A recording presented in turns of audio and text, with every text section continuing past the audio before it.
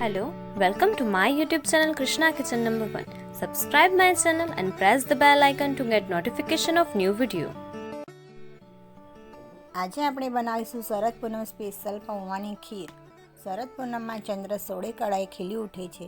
ચંદ્રમાનો પ્રકાશ આખી ધરતી પર પાથરી દે છે. આ દિવસે પૌવાની ખીર બનાવી કોઈ પાતળું કાપડ ઢાંકી ચંદ્રમાના પ્રકાશમાં 4 થી 5 કલાક સુધી રાખવાથી ચંદ્રમાના ઔષધીય ગુણ ખીરમાં આવી જાય છે, જે શરીર માટે ખૂબ ફાયદાકારક છે. તો આ પૌવાની ખીર શરદ પૂનમમાં જરૂરથી બનાવી ખાવી જોઈએ.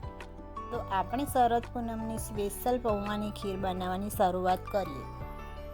જો તમને મારી આ રેસીપી સારી લાગે તો રેસીપીના આ વિડીયોને લાઈક અને શેર કરજો અને મારી આ ચેનલને સબસ્ક્રાઈબ કરો, બેલ આઇકન પ્રેસ કરો, જેથી તમને મારી નવી રેસીપીના વિડીયોની નોટિફિકેશન તમને મળતી રહે.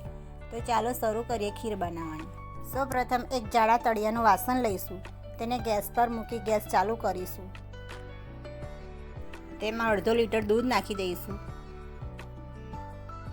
જો તમારી પાસે જાડા તળિયાનું વાસણ ન હોય તો તમે કોઈ પણ વાસણ લઈ શકો છો. તેમાં 2 ચમચી પાણી નાખી દેવાનું. ત્યારબાદ તેમાં દૂધ ઉમેરી દેવાનું. પાણી નાખવાથી તપેલીમાં દૂધ ચોંટશે નહીં. હવે લો ફ્લેમ પર દૂધ ગરમ થવા દઈશું. એક ઉભરો આવે ત્યાં સુધી દૂધ ગરમ કરીશું. દૂધ ગરમ થાય ત્યાં સુધી આપણે પૌવા ધોઈ લઈશું. હું એ 1/2 કપ પૌવા લીધા છે. 1/2 લીટર દૂધમાં 1/2 કપ પૌવા લેવાના છે. પૌવા સારી રીતે 2 થી 3 પાણીથી ધોઈ લઈશું. પૌવાને મસળીને નથી ધોવાના, તેને હળવા હાથે ધોવાના છે. હવે તેને કાણાવાળા વાસણમાં કોરા કરવા મૂકી દઈએ.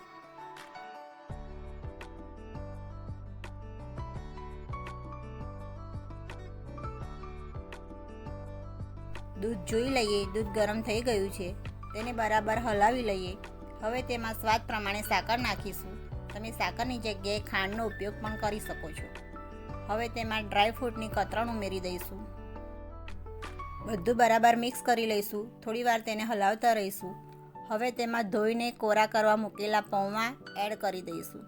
તેને પણ બરાબર હલાવી લઈશું. પૌવા દૂધમાં બરાબર મિક્સ થઈ જાય ત્યાં સુધી તેને હલાવતા રહીશું.